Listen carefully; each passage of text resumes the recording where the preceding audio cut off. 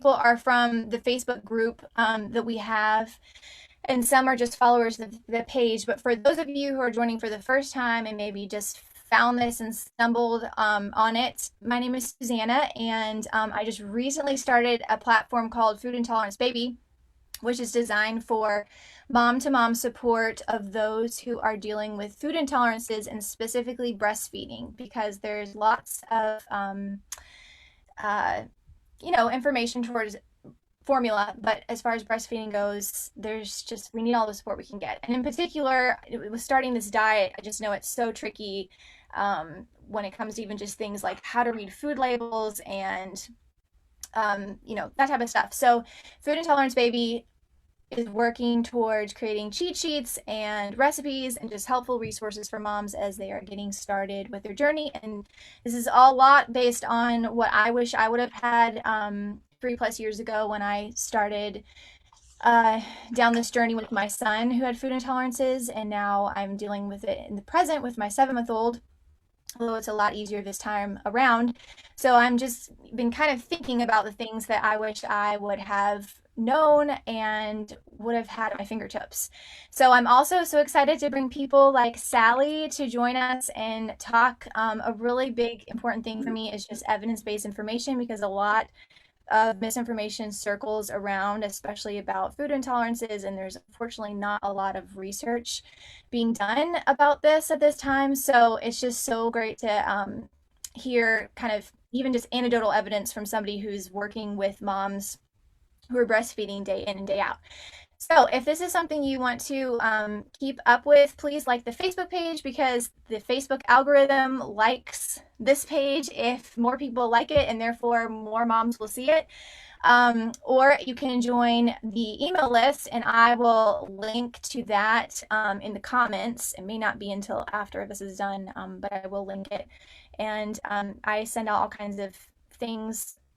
I do not spam you, but I do send out stuff or let you know if a Facebook Live is coming up, like with Sally. So anyways, we're going to jump in. I'm going to just let you know real quick too, if you have any questions while Sally is talking, please post them in the comments, and we will try and get to as many of them at the end in a Q&A. And we're going to be talking about things like what's normal with breastfed poop. Poop is a great topic. We're laughing about that. I was saying people requested poop pictures, so be prepared. There will be some poop pictures. And we'll be talking about things like weight gain, and then also what types of issues might be thought to be food intolerances, but actually might be caused by something else. So Sally is going to dive into this. I'm so excited, and I'm just going to let her share a little bit about herself and how long she's been a lactation consultant and all that great stuff. All right. Hi, everybody. This is so exciting because this topic is just really something that moms struggle with. And so, like Suzanne said, I am coming from the viewpoint of being a lactation consultant and how my experience with this, with helping moms. So I'm no expert on it, but I do have years of information that I've gathered. So I have been a, lactation specific nurse. I'm an RN, but a lactation specific practitioner, so to speak, for 15 years now. And then about 12 years ago was when I became an IBCLC, and I worked in a hospital. I was just, the hospital is where the only place that I worked for 14 years. And then about a year ago, I started my own private practice, and because we were empty nesters and I could go do something different. I loved the hospital, but now I get to see kind of a different, just a different side of things in the community, which I'm really, really loving. So that's really the skinny on me. I mean, you want me to say anything else, Suzanne? Maybe tell people, just in case they don't know, what the difference is between a lactation consultant and an IBCLC too. Okay. Well, a lactation consultant if you're a certified lactation consultant, really no one should be calling themselves a lactation consultant unless they are an IBCLC. IBCLC stands for International Board Certified Lactation Consultant. And that is a lot of studying and a lot of hours of hands-on helping moms, and then a really, really hard test. But then you also have certified lactation counselors. And these people have, which I was one before I became an IBCLC, because it's great, just fabulous, lots of learning through classes. And then you also take an exam. But there isn't any clinical requirements for that. And it's not as intense as the IBCLC, but so many times moms who have enjoyed their breastfeeding journey will reach out to me and say, I think I want to be an IBCLC. What's the best place to start? And I say, go get your CLC, because it's just awesome. And then you just go from there. So a lactation consultant should be an IBCLC. Okay. Yeah. That is good to know. Okay, so I guess the biggest thing that I'd like to jump into first is just the topic of just the things that can come up with breastfeeding that could possibly be a reason for, say, reflux or gassiness or whatever. What are some of the issues that get misjudged as a food intolerance that you would say? So if a mom calls me and she says, I think that my baby has some type of food allergy or food intolerance, of course, I'm going to ask about the symptoms first. And the most common symptoms that I hear moms throw at me are going to be green poop, sometimes green mucousy poop, and then just fussiness, just like their tummy is hurting, and a lot of spitting up. It's not just spitting up, it's like a lot of spit up. And so before we go down the road of trying to find out if there's a food intolerance or flat out allergy, because that's a road you have to go down, and it's very, sometimes it can take a while. I will ask a lot of questions, and I'm not going to go into all those now, but I gather enough information to a lot of times I find that it's mom has an oversupply. And so an oversupply can, obviously, baby can get too much milk. When I say too much, except for the tummy ache and the spitting up, it's not that a baby is going to overeat like we would overeat and gain too much weight. That's not really what I'm talking about. In fact, I tell moms that a baby won't overeat. Babies actually have the best eating habits ever. And we can't make a baby eat more than they want to, and they're not going to eat more, like say, oh, I want some more, it's really good, I'm going to go to the breast again because I just want some more, it was really good. They're not going to do that. However, moms who are very responsive to their babies, which I love, if a baby is fussing or kind of crying, mom will go, oh, well, let me put you to the breast, because feeding on demand is what you want to do. Baby goes to the breast, and just being there for comfort can cause a letdown, and then baby's fed again, and then baby gets more food than they need, and then they have a tummy ache, and on and on and on. And then when they have a tummy ache, maybe 30 minutes later, they're like, wham, wham, wham, mama puts them back to the breast, when they're trying to calm their tummy ache down, and all they're doing is getting more food. So that can cause a lot of the fussiness and the spitting up, and a lot of spitting up. That is also something that you would see with a baby who is, not tolerating a food well or has an allergy. Then the other thing would be the green poops. So again, back to oversupply. If a baby mom has a big oversupply, baby goes to the breast, and either mom's supply is so big that baby just gets, really full and comes off that breast before really getting back to the hind milk, then they're going to get mostly foremilk. And foremilk has lactose. It's high in lactose, low in fat. So it's lactose overload. That's not lactose intolerance, like, having to go buy a lactate milk and everything. That's not, it's lactose overload. And that can cause green poops. Another thing that can cause this is moms that are timing at the breast. Oh, let me breastfeed my baby. Oh, it's been 10 minutes. Let me take the baby off. Burp, burp, burp, put the baby on the other side. Oh, it's been 10 minutes. Well, you're not letting the baby get back to the high, they need to stay on the breast until they stop feeding and when they come off. So I see that a lot. And that's the first thing that I really delve into before I go the food intolerance way, because then we've got to really get serious about what's our plan, what are we going to look at, what are we going to eliminate? Whereas we can tell in a couple of days whether, this is going on. And honestly, I'm not doing in-home consults right now because of everything, but when I was doing in-home consults, I could weigh a baby and see how much they took in. I could see how much weight baby was gaining from subsequent from the visits from the peds. And those two things together can give me a really good idea whether it's just a lot of intake or not.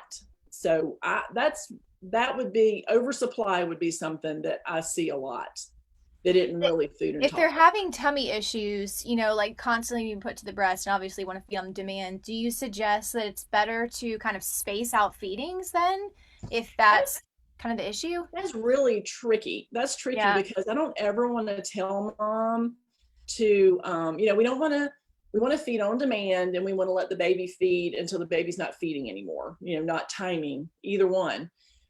However, I have told moms with older babies to, sometimes we've worked out a little plan to kind of sort of do that. These babies are up old enough that they're not going to get dehydrated. They're not going to starve. And, I can tell by how much they're gaining that baby probably doesn't need to go to the breast every hour anymore because they're gaining so much weight, So sometimes I do, but that's not something that I would tell you to just, your baby's crying, just no, don't feed the baby for 3 hours. I wouldn't. You would really need to work with a lactation consultant on that and because there's a lot of puzzle pieces to put together before we decide to do something like that. But I have done that on occasion. Yeah. So does the oversupply in general clear up pretty quickly once you start to, is that you're working for that for, I don't know, week, two? So I guess how do people then know that is a full milk imbalance or not? So when I, after, asking questions and putting all the facts together and coming up with what I think is going on, and if I do think it's oversupply, then I will have mom block feed. And block feeding will do two things, especially if you have a baby that's getting too much foremilk. And what that'll do is that will get the baby back to the hind milk faster and get the baby to be able to get more hind milk. And at the same time, it's going to decrease the milk supply some.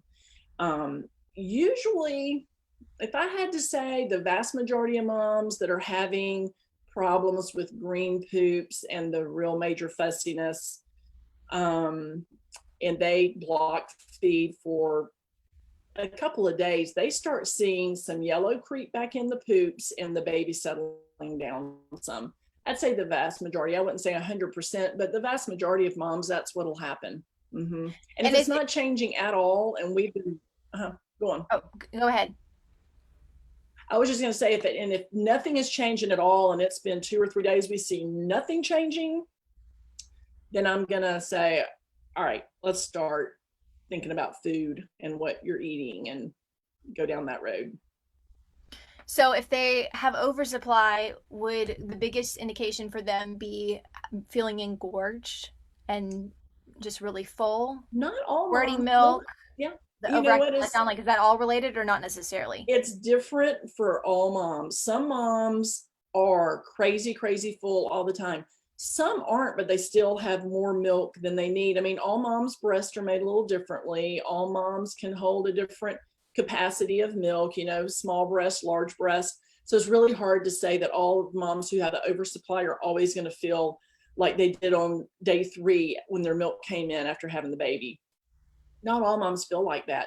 And a lot of times it's more so in the mornings that they can really notice it. They're still full in the afternoons, but in the mornings it's like, whoa, and they may feel like that. So I can't really say for sure on everybody because everybody's so different.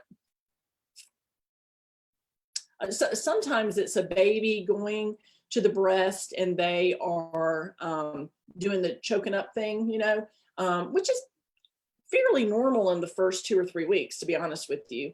But after that, I mean, it's just coming out so fast because mom has so much milk and her milk hasn't settled down. Then that's another thing that I would ask mom if that's going on as well.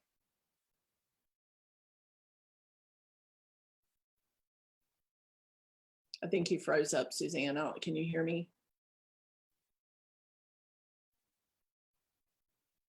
Well, I'm gonna keep talking till you come back then.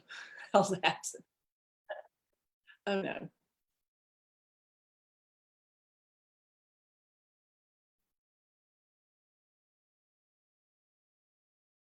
Can you?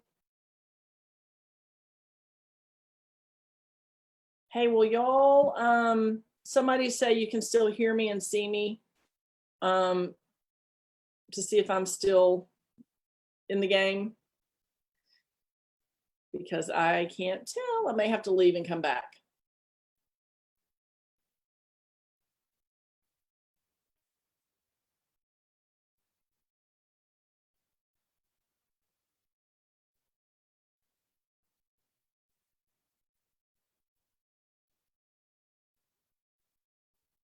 Okay, you can hear and see me. I don't know where Suzanne went. Okay, so here's the thing. When I talk to moms about their supply, so many moms are so there we go. Suzanne is connected. Okay. So so many moms are worried about their supply. I mean, if I had to put the number one worry of all moms, it's do I have enough milk? Period, the end.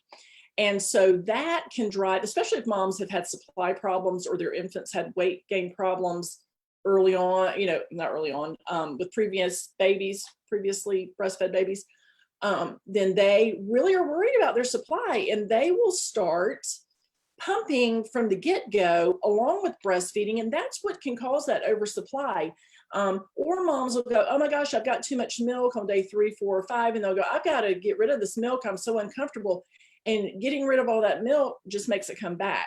So a really firm guideline that I stick to, I've stuck to it for 15 years and I'm not going to get away from it. Well, not going to say that, but don't think I am. And that is, do not pump or bottle feed for the first 3 weeks, unless there's a medical reason that baby has to be supplemented, but most babies don't. So you're breastfeeding, just breastfeed your baby and let your milk supply get established. And that can really help a lot of the oversupply problems that I see moms having, because the oversupply is usually made by the mom, meaning she is doing something that's making her, it's not just that her hormones are crazy. Some moms are, but not that many. It's usually mom's crazy pumping and because she's worried. And I get it. But anyway, you're back, Suzanne. Can you hear me? I'm back. Yeah, this computer did something real wonky. And sorry, guys, if you hear a weird fan noise. I don't know what's going on.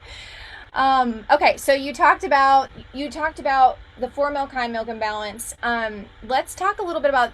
Did you bring up ties as another cause of fussiness and gas and that sort of thing? Right. We'll touch on that. So right. So then, of course, if we are talking about mom, it's not so much green poops, it's fussiness and spitting up, and having just tons of gas. Babies have gas, first of all. Moms get really upset when their babies have gas. Babies have gas. That's great. That's the sign of a very healthy GI tract. We all have gas. Okay. We don't admit it. The guys admit it. We don't, but we all have gas. Okay. And so that's fine. But if you can tell that your baby has got a lot of gas that's trapped and just having trouble with it, then that's not okay.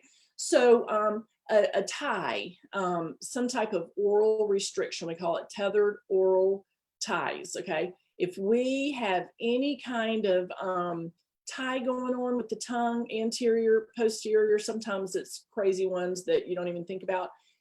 That the way the tongue moves in the mouth can cause the baby to really swallow a lot of air along with the milk, and then that's what causes the fussiness and the awful gas, trap gas, and all that. So that would be something else that I would look at before moving on to the food possibility, for sure. Now, can any of those Can any of those things cause blood in stool, or is that pretty much just a food intolerance issue? Like, can that cause irritation to the GI tract, particularly Right, like the fore milk, high milk imbalance? right.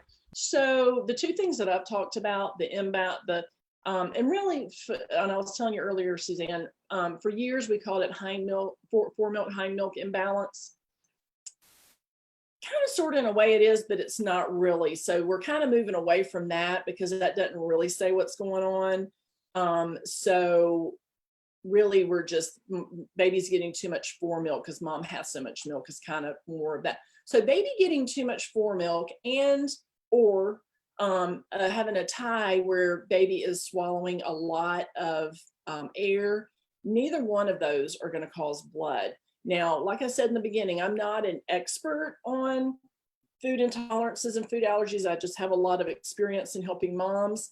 And unfortunately, there's not a whole bunch out there to even dig into and learn, which is why everybody has such a problem with it, and why thank goodness we've got you, Suzanne, to bring people together and start digging and getting more information out there. It's just, there's not a plethora of information. So I'm going on what I just have seen and dealt with the last 15 years, and I've never known those two things, air or too much lactose, basically, to cause blood in the stool. Okay. Yeah, because I know that was something before in some of the questions that people had brought up, Okay. and Yeah. is a big question of, I Yeah. think always wondering, like, is it really food intolerances? Am I really cutting out all this stuff for nothing or Right. whatever? I don't know if any of you guys can relate to that, if that's something that's been a question of yours, comment about that, because I think that's sort of the tricky thing is, Yeah. wondering about whether it's really food intolerances. Okay, let's talk about a fun topic, which is poop. Woo! What is normal and what is not? And Sally is going to share her screen and show Yes. us some pictures. So bear with us for a second because we might have Yes. to get that kind of set up. But I'll just chat while she's doing that. One of the things that I think is so tricky with everybody who is trying to figure out food intolerances is, you know, you hear one thing from your GI or your pediatrician or whatever, and I think at a very basic level, Sally can at least tell us what is normal from her standpoint when it comes to breast milk and poop. And then, obviously you have to talk with your medical professional about particular situations going on, but sometimes I think it's just helpful just to see a visual because sometimes we're so used to just seeing what is quote not normal all the time. And I guess one thing that I'd like to bring up too, you might touch on this, but my babies have never really had the CD poop.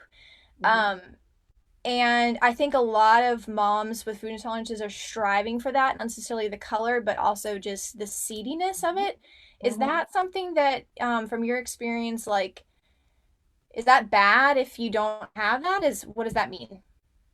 It's not bad at all, and that is, I do have a picture of that, and I kind of talk about that a little bit. So there's nothing wrong with that Okay. at all. Well, you go ahead and show us. All right. Okay. Sounds good. Um, okay. So this is a real short little thing I put together since y'all wanted to see some pictures. Okay. So talking poop. All right. So poop, just like there are so, we're different. Our babies are different. One thing that I find with anything to do with babies is that we think they all came out of the same cookie cutter, and we think they all have to feed at the same amount, feed the same frequency, the same amount of time at the breast. They have to poop the same amount. It all needs to look the same, and we're all different. So just remember that, okay? So consistency would be the first difference. You can have see how that water is kind of watery looking, is seeped in there. So we've got watery poop, we've got the pasty poop. Sometimes we have poop that's a little bit more. An exclusively breastfed baby is not going to have formed stool until they start eating solid foods, and then they may, depending on what it is. But it just may be a little more. I think I might have a picture of one actually, just a little more creamy, if you may. I don't know.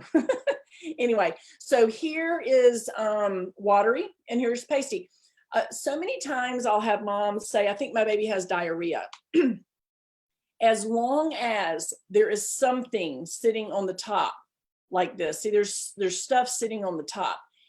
Diarrhea is going to be mostly water, which means the vast majority of that poop is going to soak into the diaper. You may have a teeny bit of little pieces here and there sitting on top, but see, this is not diarrhea, even though you can see the watery part has soaked in. Okay, so that's normal. Then we So have even that C. green is normal. You would consider that Well, green color to be normal? we're going to get to that. Okay. We're going to get to that. So then we have poops that have seeds in it, and we have poops that don't have seeds in it. Both of those are normal. Doesn't matter. That's not a sign of anything. Nothing. We're different. And sometimes babies will have seeds and then start not having seeds, and that's fine too. All right. Then, so here's that consistency I was telling you about. It's a little different, but so then as far as the size goes, there might be a lot of poop, and then there might be a little bit of poop. And I've put this on here because usually I tell moms, as long as it's bigger than a quarter, but sometimes people are like, what? So I don't know how big a quarter is. So if you do your hand like a okay sign, and honestly, I don't do my fingers like that. I do my fingers, I overlap them. And that is about the size of a quarter. So as long as it's bigger than a quarter, you can count it, okay? So breast milk, human milk made for human babies is made for their systems. So really, babies don't have a ton of waste. Either they poop 2 or 3 times each day and it's big, or they might poop a few times. I mean, a lot of times each day and it's little. All right, so that's size. Frequency. So by day 3, day 1 of birth, day 1, we just want to see 1 poop and 1 pee. And of course, it's that black tar stuff, right? Day 2, we just want to see 2 poops and 2 pees, and it still may be the tar stuff. Day 3, it should be turning to a green or a brown, just not black anymore. But by day 5, we want it to be a yellowy, not a black color. However, whatever color it is, by day 3, we want to see about 3 poops each day, okay? Some babies poop after every feeding, and that is fine too. So you may have 10 or 12 poops a day, and they'll probably be the smaller ones, but at least 3 poops. I would say even 2 big ones would be fine, but 3-ish poops each day is the minimum we want to see. But then around 6 weeks, lots of babies will then get very infrequent with their pooping. It might be every other day. It might be every 3 or 4 days. It might be once a week. It might even be once every 2 weeks, believe it or not. As long as your baby is not acting sick. So you need to ask yourself, if you're worried about the poop and what's going on, ask yourself this first. Is my baby feeling okay? Is your baby still laughing or smiling or just acting? You know what your baby acts like. Is your baby acting okay, feeling okay? And is your baby gaining weight, which you're going to know by going to the pediatrician. So if those 2 things are yes, then don't worry about that. Don't worry about how often the baby's pooping, okay? So let's talk about color for a minute. Now, I couldn't find, and nor I think would we want to see, although I do have kind of a little bloody one later on, but if you see any of these 3 colors right here, poop wise, and when I say I mean, we're talking white poop. It's white, okay, like chalk. That you need to call your doctor. Red, that is like mostly blood, and I'm talking a lot. Obviously, I don't think I have to tell you, you'd be calling your doctor. And then also black, because once that meconium is gone after birth, it's gone, it's never coming back. So if you see black later on, black, you need to call your doctor. Now, this could be, honestly, you still need to call your doctor. This could be iron. Maybe baby's getting iron, too much iron or whatever, could be. I don't care, call your doctor. Red, depending on what it looks like, could be the baby ate a lot of beets. I mean, that could turn poop red. But if it's red and you can kind of tell it's blood, especially, call your doctor. Okay, so these 3 colors, call your doctor. Okay, call the doctor. All right, but all of these can be normal, believe it or not. All these colors, I mean, you got everything from yellow, it could be even a little bit more brighter yellow than that. little bit of maybe brownish going into there, maybe a little bit of brown orange, orangey, brown, kind of a bright green, and then a darker green. All of these can be normal. I'm not saying that every one of them is normal, but they all can be normal, okay? And I'll talk about that in a minute. But again, remember, we're all different. All babies are different. We're all different, all right? You're gonna ask yourself first and foremost, is my baby feeling okay? And is my baby gaining weight? Okay, that's just before you, because moms get really freaked out when they see crazy poop. So calm down, take a breath, and then say, is my baby acting okay? All right. Has my baby been gaining weight so far? Yeah. So calm down and then head on down the road with trying to figure out what it is. All right. So this may or may not be normal. All right. So we've got, this is kind of mucusy, isn't it? Yeah, kind of mucusy. And then this is green, and that might have a little bit of mucus in it. It might not, but whether it does or whether it doesn't. Here's the thing. This could be a sign of an intolerance. Both of these could, with mucus, or an allergy with mucus and with green, definitely. But you know what else they could be a sign of? This baby right here could have had a cold and has had a cold and been all snotty and everything, and all of that drainage and gunk is being swallowed down, and boom, you've got mucus in the diaper. Babies teething, swallowing lots of saliva. That can actually cause the poop to be green, and it can also cause mucus. So kind of looking, has your baby been sick? Is your baby teething and just drooling everywhere? Because some of that drool is being swallowed. So again, you're going to say, is my baby feeling okay? And is my baby gaining weight? Now, obviously, these two situations right here, these two situations right here, they're not going to last forever. Okay, so if your baby's teething, been a little sick, maybe had a little tummy bug. I mean, hopefully a little bitty one ain't going to get that, but a few month old baby might have a stomach bug or something. Then you want to kind of watch the poop. And when everything starts clearing up and baby's feeling better, the poop should go back to what was normal for that baby.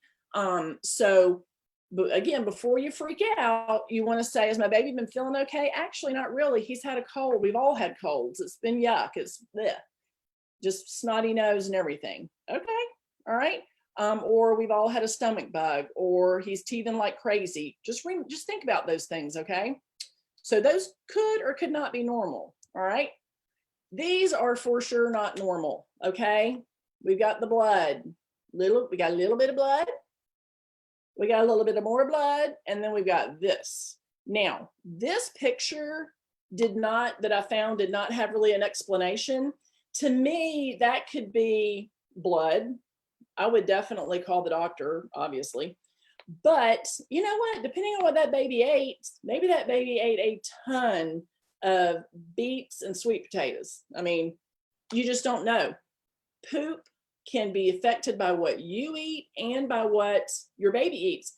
If you are like a vegan and you eat tons of green, you got spinach going on, broccoli, green beans, all that, you really, really eat a lot of green vegetables or greenery.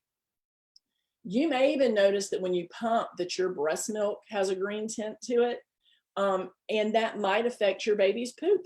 I mean, different medications can turn poop different, whether it's you or the baby, can turn the baby's poop different colors. So kind of if things change, go, what, has anything changed? Any medications? Have I been eating a lot of this? Does my breast milk look weird? Kind of, before you freak out and go, oh my gosh, there's an allergy going on. Let's think about some things that would be easier to deal with, right? So, but anyway, these are definitely, you'd want to call the doctor.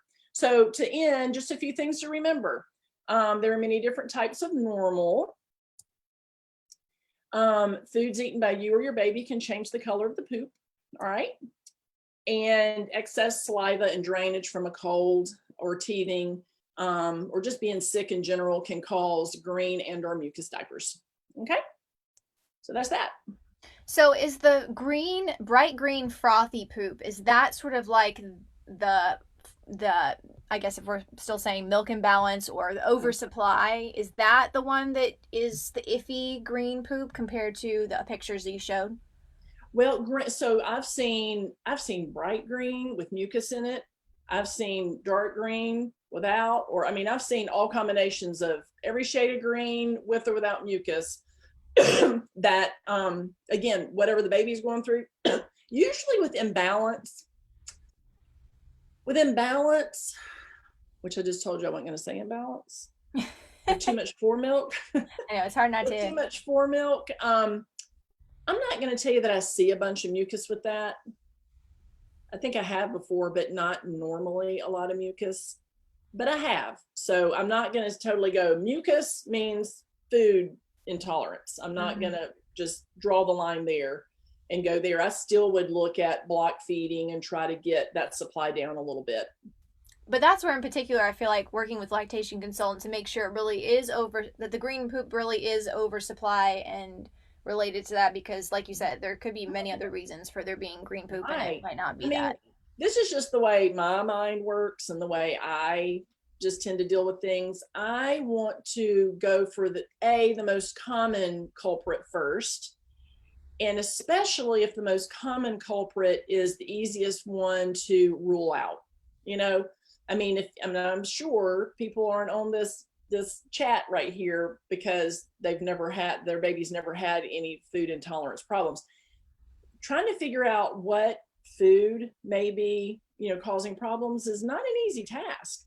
So let's rule out the, not that it's easy, I'm not saying easy, but the easier things before we just go, well, yeah, that looks like that's probably an intolerance. Let's start eliminating things and go down that road. So I'm kind of that's curious just the for way people to I. comment about what's the like strangest color, or how many people are like, I've had this, the green poo, because I think that's reassuring in a lot of ways that you have seen so many different colors, and Uh-huh. doesn't just have to be yellow, that mustard color. It can be more runny, it can be a little more thick. Now when it comes to solids, then it definitely thickens up, right? Even if you All the continue Yeah, to it can breastfeed. thicken up and you may definitely see different colors, like I said. I mean, really and truly, the only three colors that you need to go, this isn't right, I need to call the doctor, are going to be black, red, and white. Besides that, you need to go, okay, what's changed? What have we been eating different? Is my baby sick? I mean, start going down that road, because besides those three colors, any other colors could be totally normal. Okay, Mhm. cool. Um, let's jump in real quick to weight gain, because I think especially there does seem to be a correlation sometimes with babies that have food intolerances that have weight gain issues, and I don't know if that's related to just the way that they're metabolizing milk, or Mhm. transfer issues, but and obviously this is something that moms are working with their pediatrician on, and Right, some people are struggling with borderline failure to thrive type of situations. right. But from your perspective, I guess, especially for moms that maybe are going in with a pediatrician or a GI specialist who maybe isn't the biggest supporter of breastfeeding, and Mhm. may look at the weight and say, I think you need to switch to formula or supplement with formula. What would you say? Can you give people kind of a pointer of what is normal with weight gain? So, first of all, if there is an intolerance, especially an allergy going on, that baby's gut is the mucus then is because the lining is not doing well, and so there's a lot of mucus, and the bleeding is because of the lining is being affected by this allergy. So therefore, you probably won't have good absorption, of different nutrients. Again, I'm always going to go back to the very easiest thing to figure out and rule out. If a baby isn't gaining weight well, I want to do a test weight, which is weighing before and after the feeding.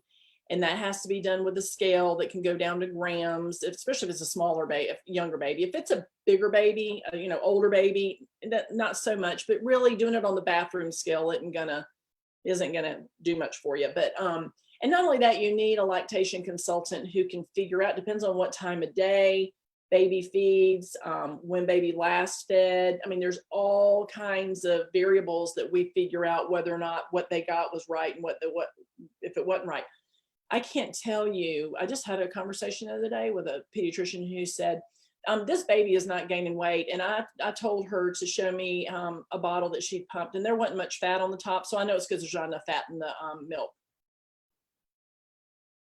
That is, no, that's no. I have pediatricians tell moms that their milk isn't good enough, that the nutrients aren't there. I had one tell her to go home and eat more bacon. Make the milk more fat. You can't, that's not going to work either. And here's the thing, in the late afternoon, the milk is less fatty. In the morning, it's more. And it also depends on how often baby's feeding, whether there's, I mean, it's just, in a day's worth of feeding, babies are going to get the same amount of fat. So, and I don't care if mom has an oversupply issue or not, is the baby, like you said, transferring? I mean, just because there's milk there, is the baby able to get it? Okay. So we need to do a test weight to find that out. If weight gain is a problem, we've got to see whether there's a food allergy or not, or whatever. We've got to find out if the baby's actually getting enough milk. So that's one thing, which you're going to need to find a lactation specialist and get somebody to do a test weight, because, you know, I mean, they will throw that formula word in there all the time. They think that's the cure all to end all, and that's just going to be the answer to everything. And it's not. So, I mean, the short answer to that is, if baby's not gaining weight well, to get a test weight, and let's find out if baby's even transferring the milk well. That's really the only answer I got for you there. I mean, really, that's what you've got to find out first and foremost. So one thing I just wanted to throw out related to that, which I feel like was so helpful when I was dealing with weight gain issues with my baby, is just what you were saying, the range too between ounces. Like that there's a big range. I think it was 0.5 ounces to 1.75 in the first weeks of weight gain, and that there is a big range. Every baby is so different. And so 0 to 4 months, we want to see a baby gain somewhere around 5, maybe 5.5 ounces a week to about 8 ounces a week. Really, the middle of that is 7 ounces. So we want to see an ounce a day weight gain. It can be a little less, it can be a little bit more, but it doesn't have to be exactly an ounce, and it can be less. 0.75 would be in the normal range. I've seen babies gain half an ounce a day, and that's not a big, that's an emergency. It's not at all, at all. And I'll even have pediatricians go, well, we want more weight gain, but it's not like they get all hairy about that. But yeah, and then when they hit, 5 months, that drops down to, I think it's actually, let's see. Yeah, about 3.5 to 4.5 ounces a week. So it drops, as the baby gets older, and as the baby is more mobile, they start gaining less, and by the time they're a year old, they should weigh somewhere in the neighborhood of, don't make this exactly this, but 2.5 to 3 times their birth weight. That's just a rule of thumb that doesn't have to be written in stone anywhere. But yeah, so here's something that a lot of moms don't understand. And this, I think I've already said this, that moms get really worried that their milk supply is, low, or they don't have enough milk, especially if they go back to work and they're pumping, and it can be really stressful anyway. From the time a baby is 1 month old to 6 months old, okay, 1 month to 6 months, baby, when I say vast majority, I'm talking of all the babies I've dealt with, I'd say 98 to 99% of them fall into this range. They are going to be getting somewhere around 24 to 26 ounces in a 24-hour period is what they need. That's what they need, whether they're 1 month old or 6 months old. So it's not that as they grow, they're getting more and more and more and more milk, and then mom's like, oh my gosh, my baby's growing and I'm not getting enough, and la la la. It's 1 to 6 months, the same amount. And then it still doesn't go up, because then you start solid food. So that baby's getting extra calories in. So it may stay the same, may even dip just a little bit. So you're not going to ever have to make more than about 25 ounces in a 24-hour period for most babies. And that's something I think moms start going, I can barely keep up now. How am I going to keep up as he gets bigger? You don't have to. I mean, you're going to make the same amount. So, Yeah, that's reassuring too. yeah. So if somebody is, in general, I guess, with the weight thing from your perspective, without diving into all the food intolerance medical stuff that isn't your whole world, but if somebody came to you and was like, hey, my baby has a food intolerance, we're having all these problems, like, I guess, what in your mind in general constitutes a mother needing to switch to formula, like maybe even aside from the food intolerance thing? Like if a mom is on the fence and she's trying to figure out like what's really best for my baby, am I hurting my baby with breast milk by Right. continuing to breastfeed them Right. with these allergens that are bothering them? Like in your mind, Right. what? Yeah. Well, first of all, let's just say this formula is not evil. It's not evil at all. It has saved a bazillion, gazillion lives. I mean, I'm not a hater of formula. I think maybe some lactation consultants are, but I'm not. This is what I'll tell moms. I have held moms' hands before as they've made the decision to quit breastfeeding, and I applaud them for that, because here's the thing: breastfeeding, breast milk feeding, giving your baby breast milk, however you give your baby breast milk, is fabulous. I mean, breast milk is just the perfect food for a baby. It is. It's got so many things in it that formula does not have. But formula is adequate to grow a baby, and they're going to be fine. It's not. They're not going to. You're not gonna. Your baby's not going to grow a third eye from drinking formula. So the only thing I tell moms that trumps, one thing that trumps breast milk, is mama's happiness and her stress level and her feeling like she is enjoying her baby and she can be the mother she needs to be. How you feed your baby is only one component of taking care of your baby. And if feeding your baby is stressing you out so much, and you're worried about your baby and you think you're hurting your baby, and it's just, the only thing I would tell moms to do is to be sure you've found out all you can. I mean, you've tried this, you've tried that, you've talked to this person, you've talked to that person, you've got all the facts, and you're making an informed choice. You know what? This is getting to be too much for me, and I'm not even enjoying my baby anymore because I'm so stressed out about all this. I don't ever tell a mom what to do. I mean, I don't, but I give her that speech. And then if she says, I think I'm going to quit, I'll hug her and say, I think you made the right decision, because it's her decision. So, so obviously I can't say a blanket thing for everybody, but really and truly, I mean, and then I'll just tell you this short little story. A nurse that I worked with, she had her first baby, and she was so excited about breastfeeding, and she started breastfeeding, and this baby, something was up. I mean, so we went through all the usual things, and it was something she was eating, because then finally the doctor was like, and this was a while, I was proud of the doctor for holding out for so long. Finally, he's like, let's do some kind of formula. And the baby was like instantly just happy as a lark. And she was like, oh my gosh, I didn't even know my baby could act like this. But she wanted to breastfeed. So after 2 or 3 days, she started breastfeeding again, and it all started over again. She hung in there for 2 months. She even went to an allergist and had tests done on this baby. And the allergist said, I think the only way you're going to figure out what is in your diet that is causing your baby to act like this is for you to eat chicken and rice for 3 weeks.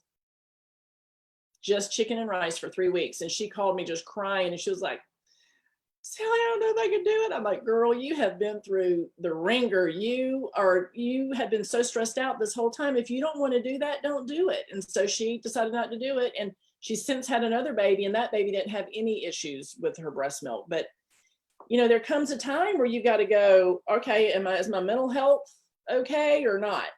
And that's something that only you can decide. But Yeah, that's really good. That's my speech. Really good. Especially because I think, there's always the mom guilt feelings, whether you do one or the Always, other. And so that's always. always the tricky part about And you that. know what I tell all these moms, because I've got a 30-year-old, a 28-year-old, and a no, actually they're 31 and 29 now, I think.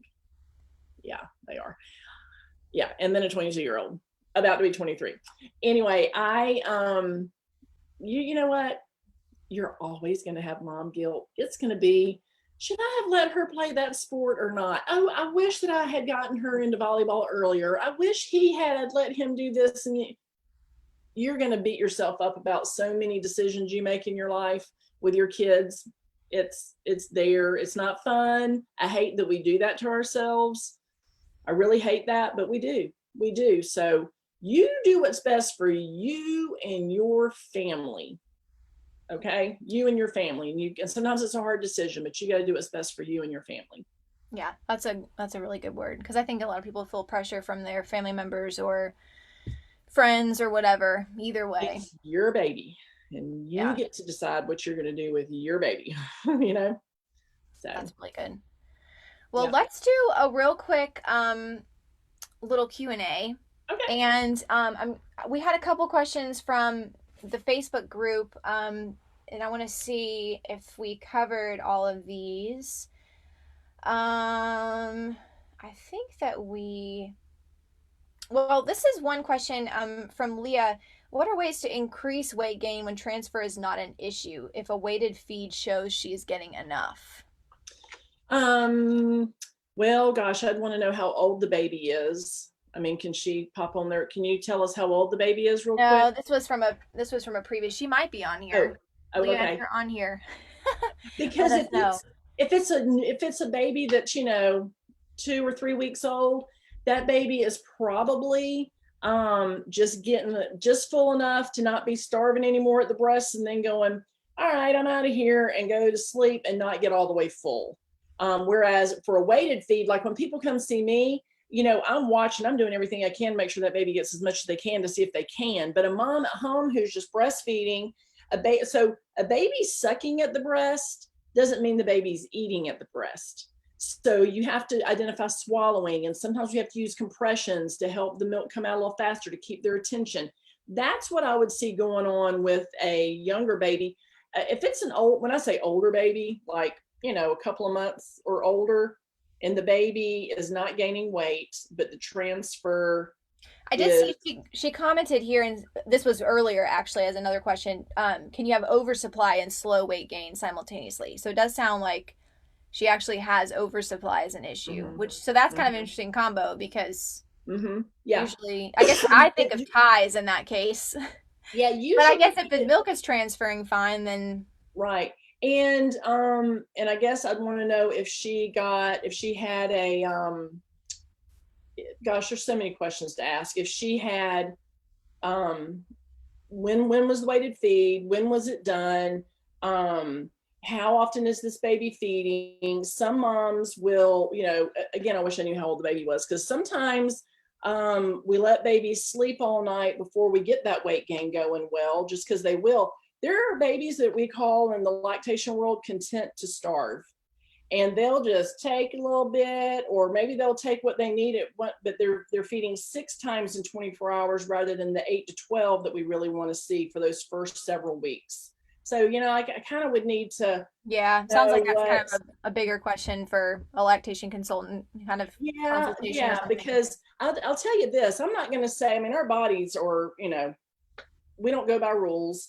um I mean, anything can happen. I'm never ever going to say never, but I will tell you this: I haven't seen a mom's milk that isn't good enough for her baby yet. So either it's overall 24-hour transfer, or it is if the baby has a pretty severe food allergy, I mean, it could cause absorption problems. Yeah. Well, There's this some is a things kind I'd of need to know related about that. too. Huh? Abigail asked, so if a baby is transferring the milk well, but still not gaining, should I consider formula? Like, I guess that it gets kind of hairy because you know, if it's a It feeder, really does. If the baby's transferring well, I don't know. I would want to I'd want to ask a whole bunch of questions to these girls, because I'm telling you, if baby's transferring well, of course, when we do a test weight, that's a snapshot of what happens the rest of the day. And, you know, in transferring well, was that a test weight done by a lactation consultant, or was that something that they did on their home scale? And how do they know that that was enough? So I just would want to know all that, because to be honest with you, if baby is transferring well, the baby should be gaining weight. So I just would be suspicious that the baby's not transferring well or feeding enough throughout the 24 hours. That's Yeah, would be my that's kind of what I would first think too. instinct, honestly. Yeah. What about this question? Stacy says, since you've seen a lot of babies, can an overtired baby look like gas pains when they scrunch up their legs? That type of thing. Like, I know you said gas isn't necessarily an issue, but when we're thinking about our babies, you know, being in pain and that whole question related to poop, I guess it's hard sometimes to know, like, well, is my baby actually in pain? And Right. did you say you just need to kind of observe over a longer period of Right. time? In my experience, the squinching, bringing the knees to the chest, and they're kind of, fussing and acting like they're not, like maybe they're uncomfortable and they're bringing the knees up, makes me think tummy gas, or just maybe a tummy issue. Maybe I mean, again, I'd need more information, but had the baby just fed? Did the baby get too much? I mean, how long has this been going on? But usually knees to the tummy, bringing the knees up usually makes me think tummy, gas, something in that area. Okay. Yeah. And I guess related to that too, if something like gas drops help, could that still be a sign of food intolerance? I mean, be a sign of oversupply and not necessarily a food intolerance. Like if gas drops or gripe water help a baby with gas, could it Yeah. still be one of those other issues? If that helps, then that wouldn't be a food allergy, because that's not going to help the food. That's not going to, because the body's still going to process that food. And if there's an allergic reaction to it, the gas drops aren't going to wipe that out. You know what I mean? Mm-hmm. So if gas drops help and make your baby happy and not fuss anymore and they're all happy, keep giving them gas drops. Okay. Because that wouldn't be a food problem. Courtney asked, what if a baby suddenly doesn't want to eat from one side in particular and keeps pulling off every 20 seconds? Does that sound like sudden oversupply with a 6-month-old? That can either be under or oversupply. They'll come off. Usually, though, when it's a lower supply, usually they will not bite the nipple, but kind of gum it a little bit and pull a little bit and get mad, and then maybe come off and go on. Okay, so there's that. Or there is also, if the baby's coming off, are they throwing their head back and arching their back, or are they just coming off and going back on, coming off and going back on?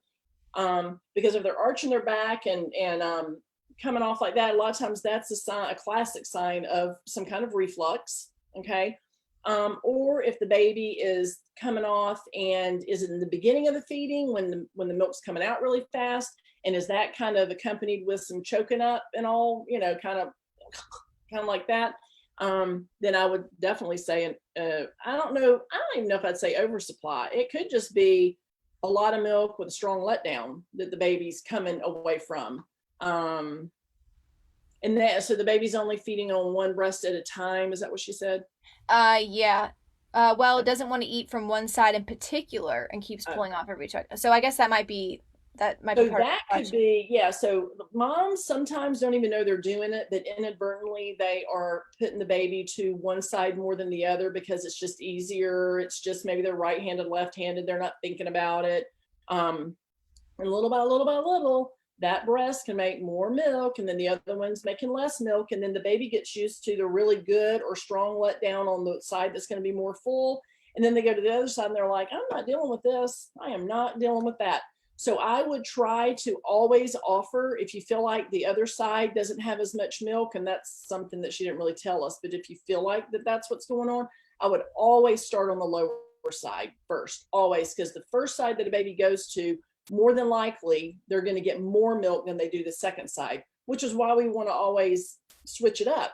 Because if we always start on one side, then that breast is going to make more. And then the more it makes, the less the other makes. And then next thing you know, you have a baby that doesn't want to go to the other side. And they're like, this isn't even worth my time. I'm not even going to do it. So, Kayla asked a question. It's funny. This is all tying into other questions. Kayla asked, "How do I know when she has a 3 month old?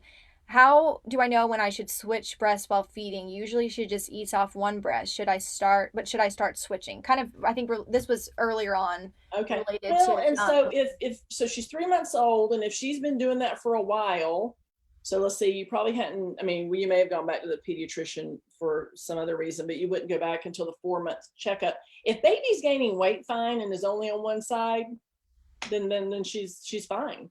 If baby's not gaining weight fine, then you need to switch to the other, when she finishes on the one side, then go to the other side. Now, how do you know when she's finished? When she's not swallowing anymore. And that is really kind of a hard thing to teach. You have to, even when moms are feeding and I'm going, look, see, that's a swallow. Sometimes it's hard for them to see it, but you're watching right here, the chin going up and down when a baby is sucking. You're seeing it going up and down, and it looks the same when they're sucking. And then when they swallow, and you can hear it most of the time, but sometimes you can't. Then when they swallow, it drops down a little bit further, drops down a little bit further. So when you have a baby that's just sucking like this, and you don't ever see them swallowing, first of all, I'd say wake them up, because they will go to sleep, and then wake them up. And if they're just sucking and they're not swallowing anymore, take them off, burp, burp, burp. Be sure you wake them up. They can play like possum on you sometimes. We're from the South. I don't know where, but playing possum is something that we would say down here. And then play dead, okay? And then go to the other side.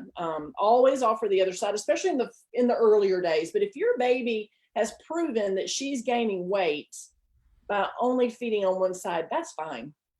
Some babies just end up being one-sided feeders. Yeah, that's how mine is. Yeah. She's a solid one side feeder. Yeah. This I think is going to be our last question. And I can relate to this question too. I'm curious about your answer. I have a 7 month old. She has a 6 month old and my girl isn't doing this part. The biting or clamping, pulling off constantly, looking around. Mine is looking around in that distracted phase. She said, I listened to her drink a bunch for the first 2 minutes. Should I be concerned about supply? I guess to me, like, I've taken that more as a distracted situation at that age. Right. But with the biting or clamping, you kind of mentioned that a minute ago. Would that Yeah. be kind of a sign of maybe supply issues? Gosh, that could be a few things. So first let's talk about distracted. That's the age, and that's just a hard one. And, trying your best. I mean, I know, Susanna, you've got another child, so you've got another one to look after too, but trying to get in a kind of quiet room, kind of dark when they start doing all that, so that they might not get distracted. They probably still will. There's that. As far as how long a baby is on the breast and drinking, so I would want to know for if she's just going a couple of minutes and then coming off or biting or whatever, but all she does is just drink for a couple of minutes, you're saying, and then you can't get her to go anymore. Is she Yeah, gaining and she weight? wakes up a lot during the night, never sleeping more than 2 hours at a time, which my girl is also doing. Uh-huh. And some babies just do that. I mean, that again, we're all different. Remember, we're all Yeah. different. So, I mean, not every baby is going to sleep through the night at whatever people think they're supposed to sleep through the night. There's not a time that all babies have to start sleeping through the night. So, but here's the thing, a lot of people get hung up on how long a baby is on the breast. And I have seen babies that look like the Michelin tire baby, and these babies are feeding for 2 or 3 minutes on the breast. And then I see babies that are chunky babies like that are feeding 20 minutes on each side. So again, everybody's different. So I would first and foremost want to know, is that baby gaining weight okay? So biting, especially at that age, even if it's just biting down, is the baby teething? Maybe have the baby do, because babies are going to bite when they teeth, to chew on like a cold, washcloth, wet it, freeze it, and then let the baby chew on that to numb the gums up a little bit before feeding, or a cold teething ring or something. If they're kind of biting, and again, it isn't biting, just kind of pulling on that nipple a lot, then that could be a slow flow, whether that's related to low supply or not necessarily. I teach moms to do compression. So you just hold at the back of your breast. And when that baby kind of starts wiggling, and you probably know exactly when it's going to happen, and start kind of pulling or biting or whatever, squeeze the back of your breast and just hold it. Just squeeze it and hold it. And that'll help the flow be a little faster, which may get that baby's attention to go, okay, let me settle down and, and start feeding again, and not doing all that. So again, the waking up often isn't unusual. That doesn't send alarm bells up in my mind. And again, it's going to go all the way back to, is baby gaining weight? So that's what I want to know. That's that and baby's personality, or I guess demeanor, is the big question. They're all so different. Some people were asking if you do virtual consults. Is that something that you can do? Oh yeah. Well, so I started my, private practice, and in my mind, I'm like, oh, when I get things going, I'm going to do virtual consults. Cause because here in Georgia, especially, there's a lot of moms in rural areas that I can't get to them, and they can't come 2 hours to Augusta, And so, but this pandemic just threw me right on in there. So yeah, I've been doing virtual consults now for a couple of months, and they're going really well. I mean, the only thing I can't do, there's two things I can't do. I can't do a test weight. And if I'm suspecting any kind of tie, I can't dig around a baby's mouth and really look like I'd like to look. But there are other things I can look at in that consult that can make me suspicious enough to then maybe help you find a provider wherever you are. Because there's a network of lactation consultants here that in the United States, that I can reach out to for providers that might, if you need further care. But yeah, I do. Do you want me to tell them? Go to your website? Yeah. So my website is, well, first of all, I have a Facebook page, and the Facebook page is the Breastfeeding Guru, GURU. Okay. The Breastfeeding Guru. Then I have a private Facebook page called, wait for it, because this is really a cool name, the Breastfeeding Guru Moms Club. But that's, you have to ask to join, and I'll, it just asks you, are you a mom? I've had 2 or 3 men try to join. So I do ask questions, it's just a couple of things, and you come on in, and that way moms can ask each other questions. It's really good. Moms love, asking each other. And then I get in there too. So join those, whatever. Then my website is thebreastfeedingguru.com. All right. So that's that. And you'll see, it'll say services, lactation consults. And that's all I'm doing right now is virtual. I'm not doing in-home. And I do take Aetna, Humana, and then TRICARE. I'm not sure yet if TRICARE pays. I have submitted some claims. I don't know if they pay virtual, but I know Aetna and Humana do. Which is awesome. And I've got the price kind of discounted. I've made it pretty low just because of what's going on right now with our nation. And also I have a breastfeeding class. It's called Boobies for Newbies. That's virtual. That used to be live, and now it's virtual for now. And that's free for now. I'm just letting people take that for free. So if you go on there, you'll also see classes. And I'm thinking that if you're on here, you've already had your baby and you don't need to take a breastfeeding class. But if you have friends, or family or whatever that are going to be having a baby, and a lot of the hospitals aren't doing classes right now, have them sign up for one of my classes. And in the promo code, when they start to check out, just put the word free, just free. And then I'll link to all this stuff too. I'll get the links for the Facebook group and all that, and put that in there. This is one last really good question related to that I want to touch on. What's the best at-home scale? Do you have one that you would say if somebody does want to do regular, weighted eats? You know what? I don't have an answer to that, but I was looking for a mom the other day on Amazon, and there are about 100 on there. It's crazy. The only one that I have actually laid eyes on in a home, and I checked back with her later and she liked it. And she said she got it because her friend had it. And all I can tell you is that it's white, which probably most of them are white, but it seems like I had the name Cherry, like it was called Uni Cherry or something like that. Uni Cherry, or if I'll try to find it, Susanna, and Okay. you can put it on there. Okay. But if you're not dealing with a preemie baby and with a little really, just a baby that's maybe sick, you're having to really, really look and see what they're getting. I bet any of those skills are probably okay. I will tell you this. Um, I mean, if you get one, if you want to message me on my Facebook, or you can email me from my website, because there's just some things you need to know about if you're going to use a scale. Because if you just weigh and then you weigh again the next day, it could be two different numbers. And remember, Susanna, I would come to your house at the same time every time, because what the baby gets in the morning feeding could be twice what the baby gets in the afternoon feeding, but that would be normal. So I would need to kind of give you some tips on that so you don't freak out. No, So that's really good. yeah. Awesome. Well, this has been great. This has been Good. so helpful for anybody that is listening in. Thank you for joining us. There's been so many comments and lots of people. So I will link all of the stuff that Sally mentioned. I'll also link the email list if you want to join up for the Food Intolerance Baby email list. And again, please like the Food Intolerance Baby page, like Sally's Facebook page.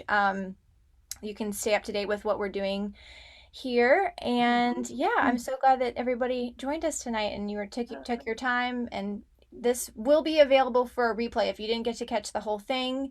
It will be here on the Food Intolerance Baby Facebook page, and it will be available for later. So if you missed some parts, your baby woke up or whatever, come back and listen through because there's some really good information here for Yeah. you. So Thank you for having me. This was fun. I love talking yeah, about this was breastfeeding. great. I mean, I I could learned some talk stuff all day too. long, all week long about it. So I love it. It's Yeah, fun. it was wonderful. Yay. All right. Well, Okay. we'll sign off. All righty. Bye, everybody.